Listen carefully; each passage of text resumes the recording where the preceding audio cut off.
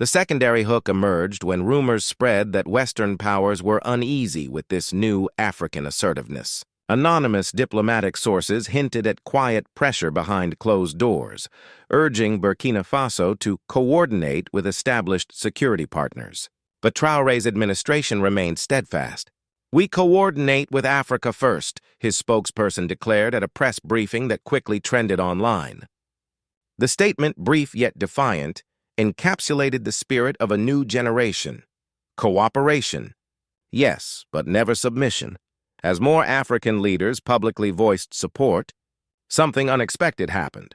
Public opinion began to shift not just within Burkina Faso, but across the entire continent. Newspapers in Tanzania and Ghana carried editorials praising the courage to act.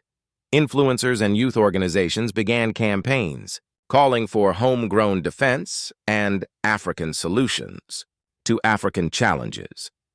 For a continent often portrayed as reactive, Traoré's initiative represented agency. It reframed the narrative from crisis to capability. The call to action was implicit but powerful. Citizens were encouraged to see defense not as the domain of armies alone, but as a collective civic responsibility. "Building a secure Africa," one commentator wrote, "starts with building confident Africans." Traoré himself reiterated this in his later addresses, emphasizing education, civic training, and unity as pillars of security. His message was echoed across local radio in multiple languages, from Moore to Hausa.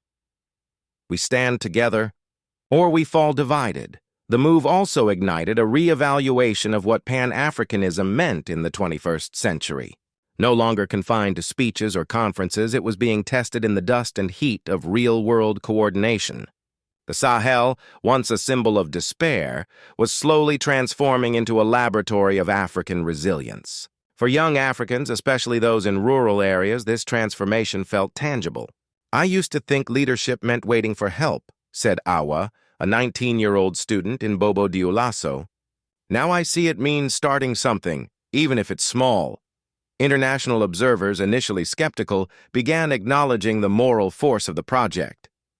Regardless of its long-term viability, noted a United Nations briefing, for decades Burkina Faso was a name that surfaced only when headlines turned to instability, insurgency, or poverty. Few in the global policy community ever imagined that this small, landlocked nation could one day spearhead one of Africa's most ambitious infrastructure projects, let alone do it entirely without Western financing. Yet that is precisely what has happened.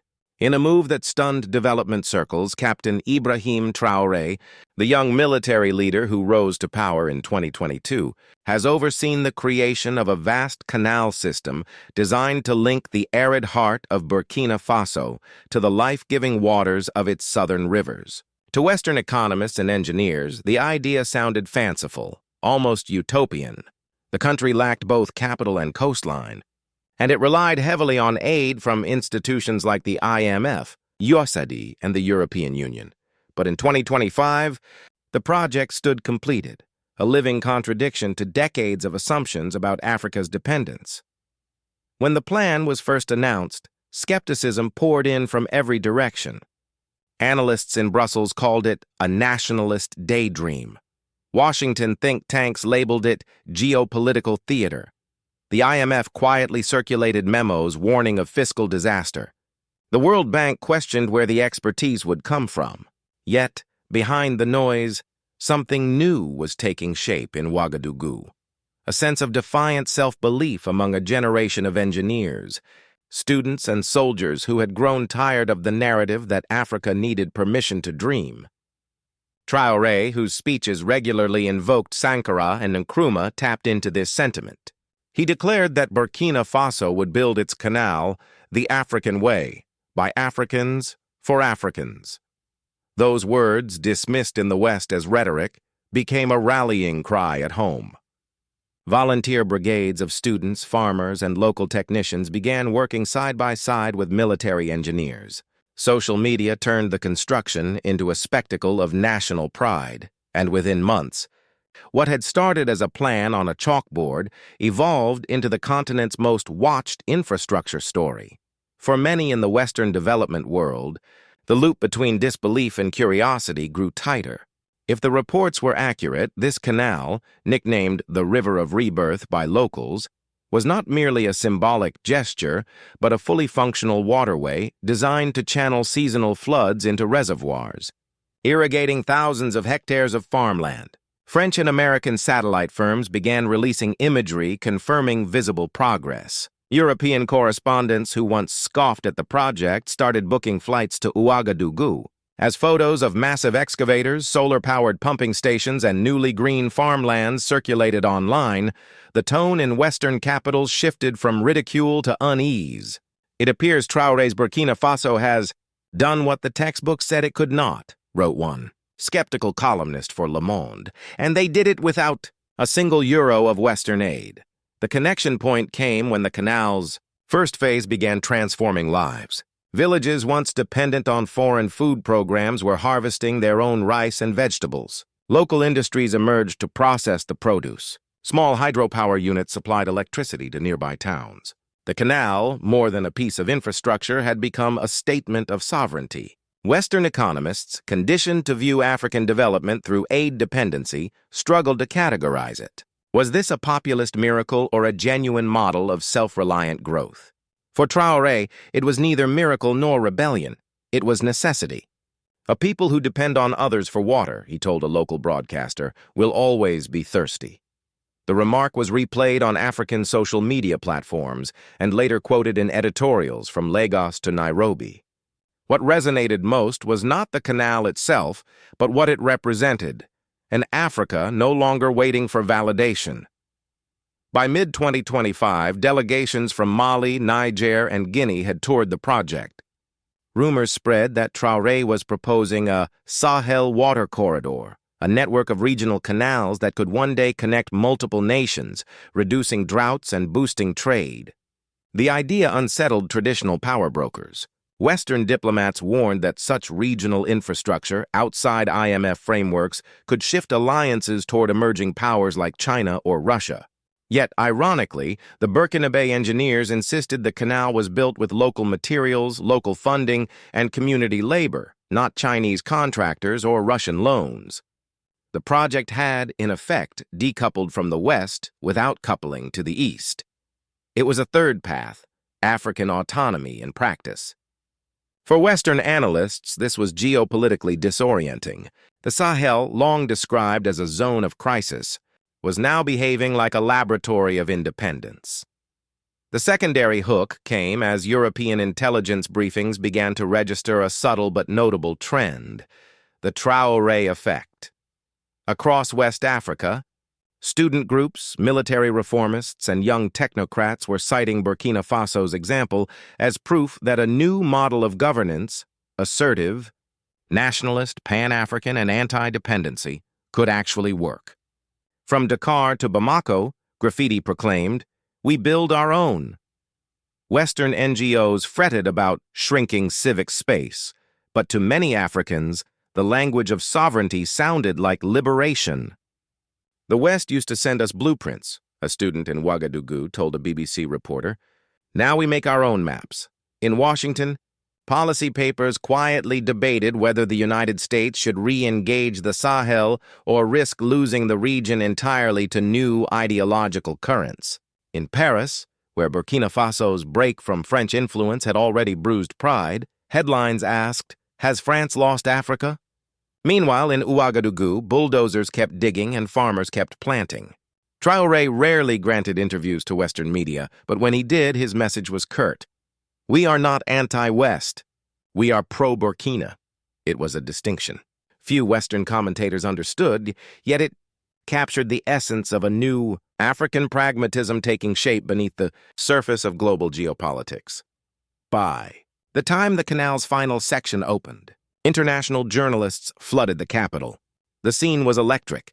Flags waving, schoolchildren chanting, soldiers standing guard not with hostility but pride. Traoré, standing before a shimmering expanse of water that once was desert, declared the project a testament to what belief can build. The applause was genuine, the symbolism profound. For decades, the development narrative had been written elsewhere, in Washington, London, or Geneva. Now, an African nation was authoring its own story in its own ink. Western cameras captured the moment, and even the most seasoned correspondents admitted a grudging admiration. "This is not the Africa we thought we knew," one CNN analyst confessed live on air. "This is something else entirely." The call to action that followed was not directed at the West, but at Africa itself. Traoré urged other nations to stop negotiating dignity and instead build it with their own hands. His words echoed across the continent, amplified by millions of young Africans online. In universities, students debated the Burkina model. Economists published papers analyzing its sustainability. Could this be replicated elsewhere? The answer remained uncertain, but the psychological shift was undeniable. The canal, whether economically transformative or not, had already achieved its greatest success. It changed how Africa saw itself. In policy circles across Europe and North America, the conversation shifted. Development agencies began reconsidering conditional aid programs. Think tanks issued reports about emerging African self-sufficiency. Private investors who once ignored the Sahel now saw opportunity. Yet beneath the cautious optimism lay an unspoken discomfort, the realization that Africa might no longer need Western validation. For decades, Western power rested on the assumption that African progress required Western guidance. Traoré's canal had punctured that assumption. "It's like watching a new chapter of global order being written in real time," admitted a senior analyst at Chatham House. "And we're not holding the pen." By late 2025, Burkina Faso's transformation had become a case study in universities from Harvard to Heidelberg. Students dissected how a nation with minimal GDP per capita had managed to execute a mega project outside global financial systems. The findings surprised many. The key, researchers concluded, was not just engineering, but civic mobilization, a fusion of political will, local participation, and disciplined nationalism. Western observers, long accustomed to measuring progress in dollars and donor charts, were forced to confront a truth. Development could also be measured in confidence. The Burkina Canal was not perfect. Critics pointed to environmental concerns, cost overruns, and limited export potential. Yet even the harshest skeptics conceded that its existence defied every projection model. What mattered was not whether it matched the Suez or Panama in scale, but that it existed at all. As 2026 approached, the project continued to ripple across African geopolitics. The Sahel Alliance, Burkina Faso, Mali, and Niger began exploring joint agricultural corridors and shared power grids. Western governments attempted to re-engage through equal partnership dialogues, a phrase that now felt overdue. Meanwhile, Pan-African media hailed Traoré as a symbol of post-colonial modernity. Even critics within Africa acknowledged that something irreversible had shifted. The young leader who once faced skepticism from global institutions had redefined what was possible for a continent long told to wait its turn. In the end, the canal stood not merely as a strip of engineered earth, but as a mirror reflecting Africa's potential. Its waters shimmered with contradiction. Independence and interdependence, pride and pragmatism, nationalism and cooperation. For Western analysts, it demanded humility. Perhaps the time had come to watch and learn rather than prescribe. Traoré himself seemed uninterested in global applause. When asked by a journalist what the project meant for the world, he smiled faintly and said, "It means we stopped asking for permission to exist." That sentence, replayed across news networks, became the quiet punctuation mark to an era of dependency. In coffee shops from London to Nairobi, in policy rooms and student halls, people debated its meaning. For some, it was a warning. For others, an awakening. But one fact was undeniable. The project the West said was impossible had become reality, and it was built stone by the very people the world had underestimated.